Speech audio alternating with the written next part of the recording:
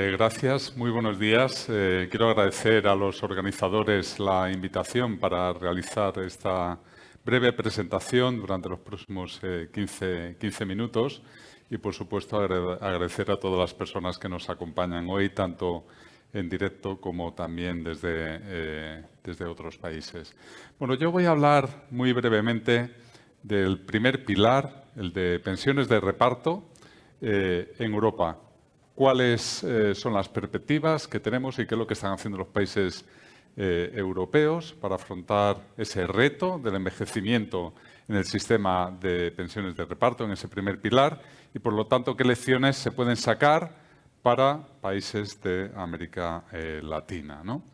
Y me gusta siempre empezar, cuando hablo del reto, ¿no?, que tenemos por delante y de los cambios que tenemos que hacer en el sistema de pensiones, con esta cita de Peter Diamond, Premio Nobel de Economía, ¿no?, que nos dice, ¿no?, que en lugar de buscar reformas radicales de los sistemas de pensiones cuando funcionan, llevan décadas funcionando y proporcionando, ¿no?, una renta, ¿no?, que ha permitido que durante generaciones, ¿no?, las personas que se retiraban del mercado de trabajo y que accedían a la jubilación pudieran vivir relativamente bien, ¿no?, mejor que cambios radicales, ¿no?, hacer cambios graduales, anticiparnos, ¿no?, antes de que ocurran las cosas para poder cambiarlas gradualmente y que sigan funcionando igual de bien que lo han hecho en el pasado, ¿no?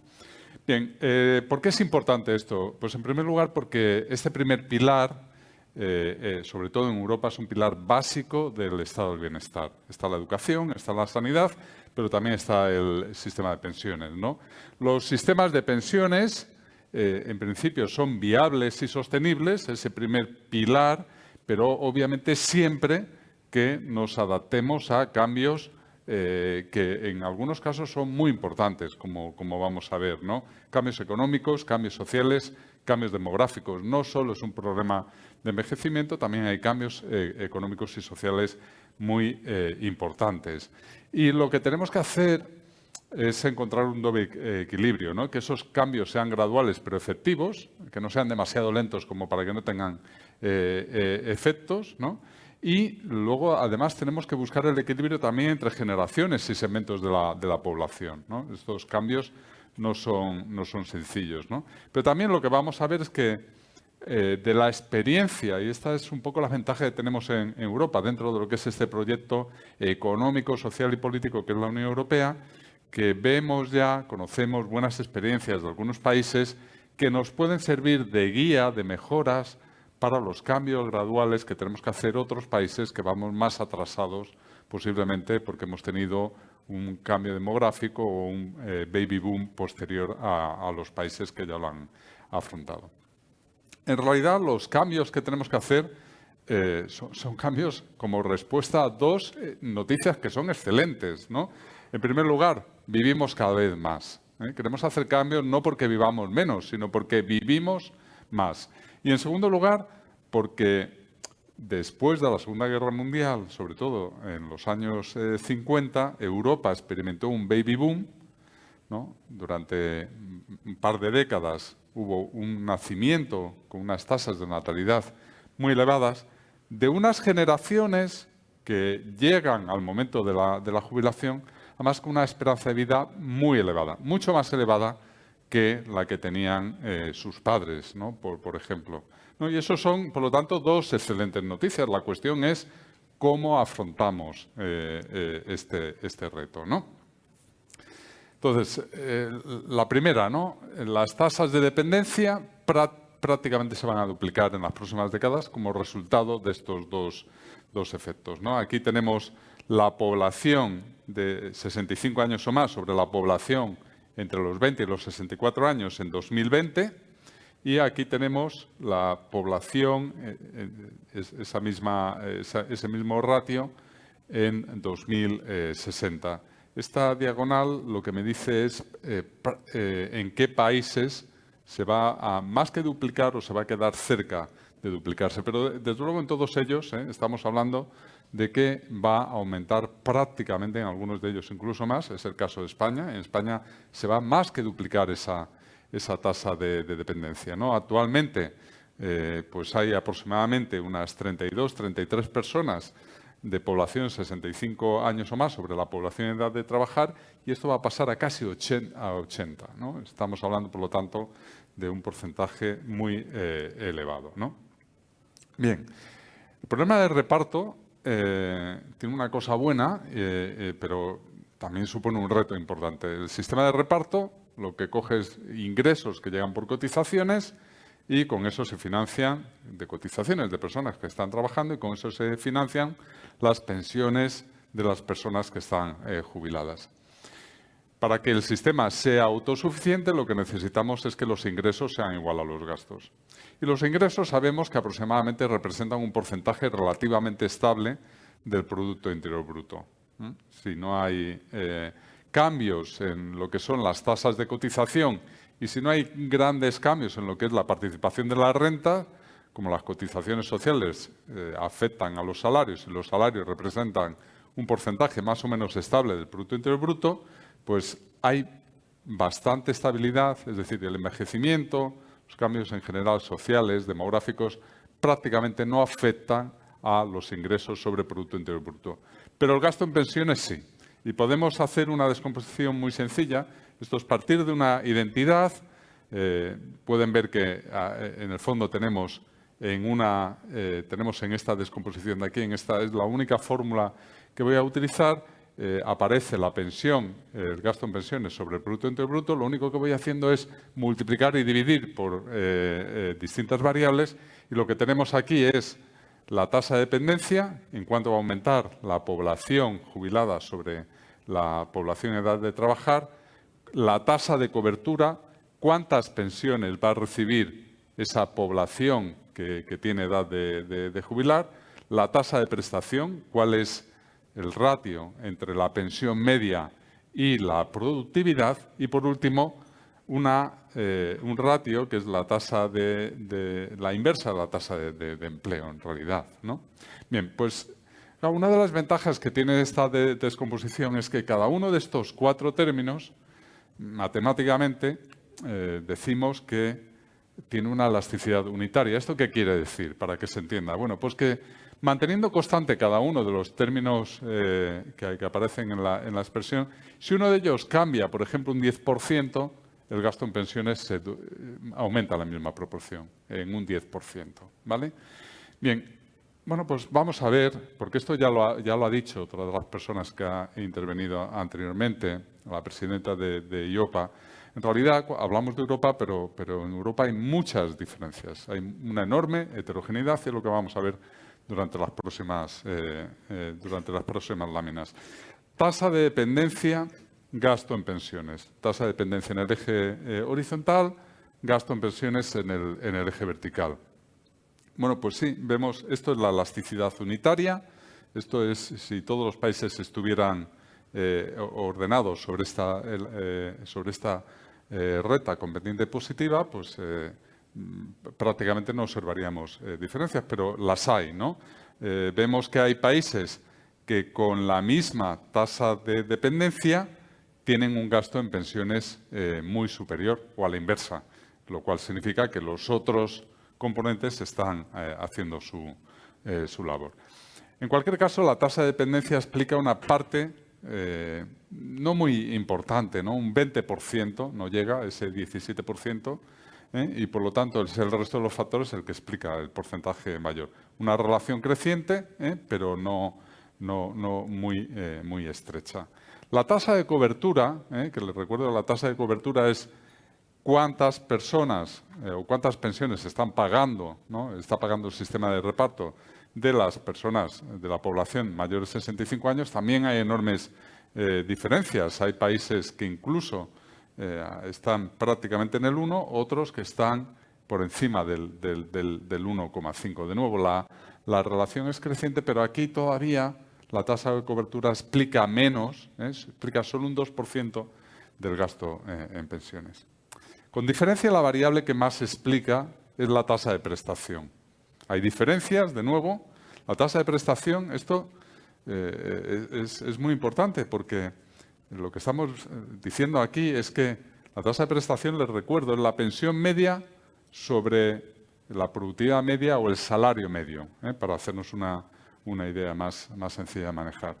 Lo que estamos diciendo es que hay países como España, Portugal, Grecia o Italia, en las que la pensión media sobre ese salario medio, sobre esa productividad media, representa aproximadamente el 60%, y otros, que están, por ejemplo, países nórdicos, Suecia, Holanda, o incluso, ¿no?, Alemania o Dinamarca, en los que representa el 40% o menos del 40%. Es decir, que hay diferencias en la tasa de prestación prácticamente de 2 a 1 en muchos países. Y además, claramente, la tasa de prestación explica prácticamente la mitad de las diferencias que observamos entre países. Y por último, la tasa de empleo, ¿no? La tasa de empleo, la relación en este caso es inversa. Obviamente, cuanto mayor es la tasa de empleo que tiene un país, eso significa que el Producto Interior Bruto es mayor, el gasto en pensiones, por lo tanto, representa un porcentaje menor del Producto Interior Bruto. Y de nuevo, pues aquí tenemos países como Grecia, Italia, España, con tasas de empleo reducidas, países nórdicos en general, centro-norte de Europa, con tasas de empleo muy elevadas, y esto es lo que les permite tener un gasto en pensiones inferior al Producto Interior Bruto. ¿De acuerdo? De alguna manera, esta descomposición ya nos está diciendo dos cosas, ¿no? Que para poder, ¿no?, evitar ese aumento del gasto de pensiones sobre el Producto Interior Bruto en el futuro, podemos hacer básicamente tres cosas, que es tratar de reducir la tasa de dependencia aumentando la edad de jubilación, tratar de reducir la tasa de prestación de las pensiones, lo que conocemos como generosidad del sistema de pensiones, y en términos económicos tratar de hacer todo lo posible por aumentar la tasa de empleo y por que ese empleo sea lo más productivo posible. Cuanto mayor sea la productividad, aunque la tasa de prestación baje, las pensiones podrán seguir siendo mayores. Bien, ¿qué es lo que se espera de aquí al 2050 con las políticas que de momento han aprobado los países? Bueno, pues el círculo lo que representa es en cuánto va a aumentar o disminuir en puntos del Producto Interior Bruto el gasto en pensiones.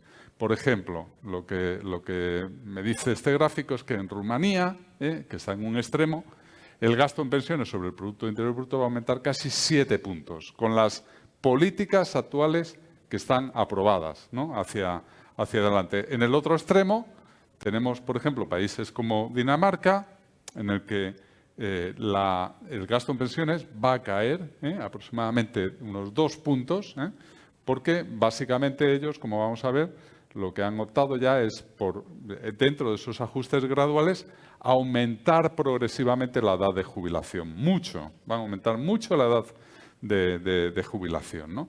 Pero bueno, lo que vemos aquí es una enorme heterogeneidad entre lo que van a hacer los países. En general, cuando descomponemos de esta manera el aumento previsto del gasto en pensiones, vemos que todos ellos van a tener un aumento en general de la tasa de dependencia como consecuencia del envejecimiento, como consecuencia de la jubilación del baby boom y del aumento de la esperanza de vida, y que casi todos ellos tratan de reducir o bien la tasa de cobertura o sobre todo la tasa de prestación, ¿vale? El problema es que a veces cuando se aprueban los cambios, al cabo de una década, de 2, se pueden revertir los cambios. Y lo que está pasando ahora, me gustaría esto ilustrarlo con lo que está pasando aquí en España en estos momentos. Se aprobó una reforma en el año 2013 que contenía el gasto en pensiones, mucho, el aumento del gasto en pensiones, porque anulaba el aumento de la tasa de dependencia con una disminución fuerte de la tasa de prestación. Pero la contrarreforma que se ha hecho hoy en día lo que hace es que prácticamente esta disminución de la tasa de prestación desaparece y España pasa a estar aquí. Es decir, prácticamente ahora no hay disminución de la tasa de prestación. Como consecuencia de ello, pues el gasto en pensiones va a aumentar aproximadamente 4 puntos. Es decir, que a veces se hacen reformas que van en la buena dirección y otras veces se hacen contrarreformas que van en la dirección contraria y terminan aumentando el gasto.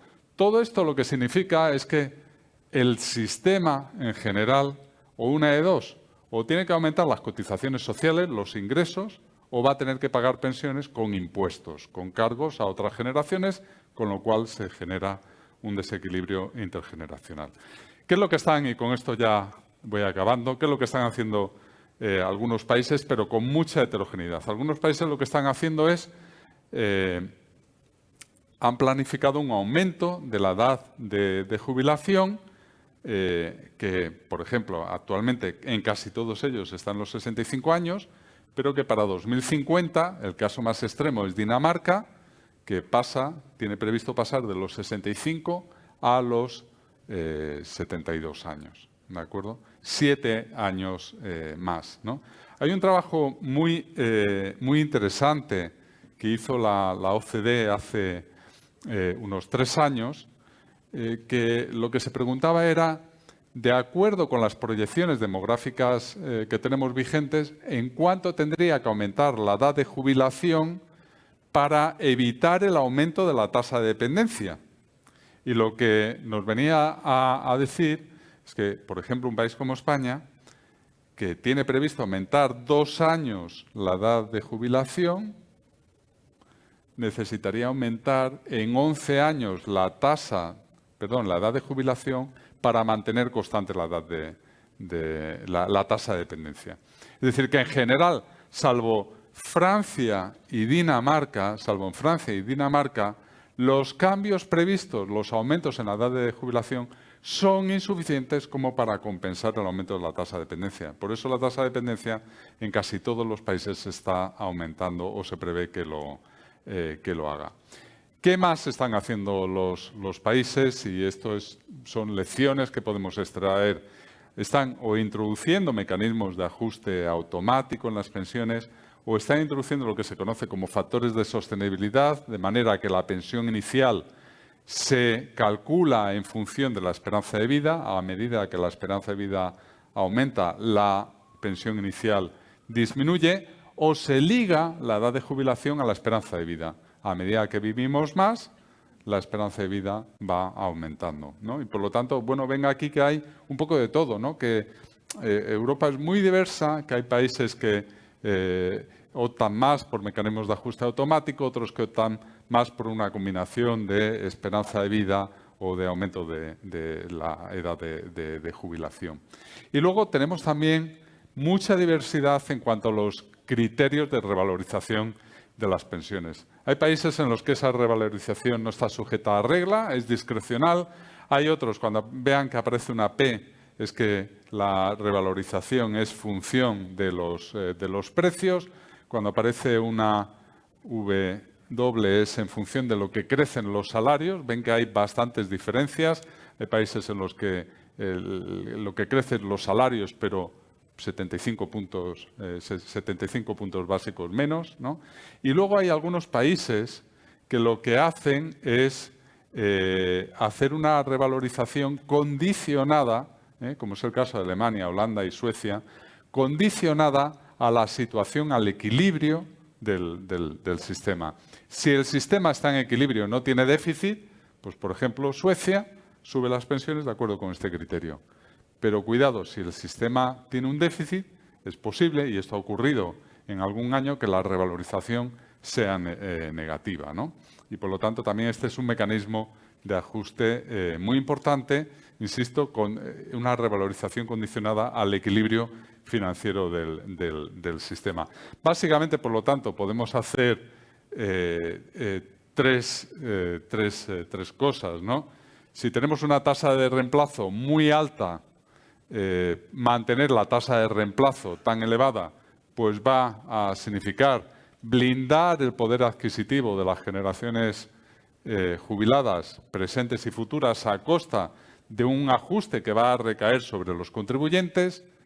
Si blindamos el esfuerzo fiscal y hacemos que la revalorización, una vez que las personas se jubilen, depende de la situación financiera del sistema, pues es posible que su prestación vaya cayendo a lo largo de toda la vida. Y luego, lo que a mí me parece la opción más interesante, que han hecho países como Suecia, que es sistema de cuentas nocionales, ¿no? Hacer que la pensión inicial se calcule de manera que garantiza ex ante el mantenimiento del poder adquisitivo de las personas en el momento en las que se jubila. Y con esto llego a las conclusiones. En general, lo que vemos es que vamos a tener que hacer un esfuerzo muy importante durante los próximos años para hacer frente a este aumento, ¿no?, del gasto en pensiones como consecuencia de esas dos excelentes noticias.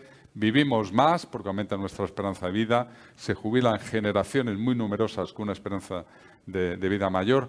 Podemos hacer algo en el terreno de las reformas estructurales para aumentar todo lo que podamos hacer para aumentar la productividad, para aumentar las tasas de empleo, va a redundar en el sistema de pensiones, ¿no? Pero sobre todo lo que vamos a necesitar es más ahorro complementario. Prácticamente hagamos lo que hagamos, los sistemas de reparto están abocados a tener tasas de prestación menores. Y si la tasa de prestación es menor, si la pensión sobre el salario medio es menor, si la pensión con la que nos jubilamos es un porcentaje menor del salario que hemos tenido mientras estábamos en el mercado de trabajo, no nos queda más remedio que compensar la reducción de esa tasa de prestación con más ahorro complementario, sea en el segundo pilar o sea en el tercer pilar, que es el del ahorro individual. Y yo con esto pues acabo la presentación y les agradezco a todos la atención que me han brindado. Muchas gracias.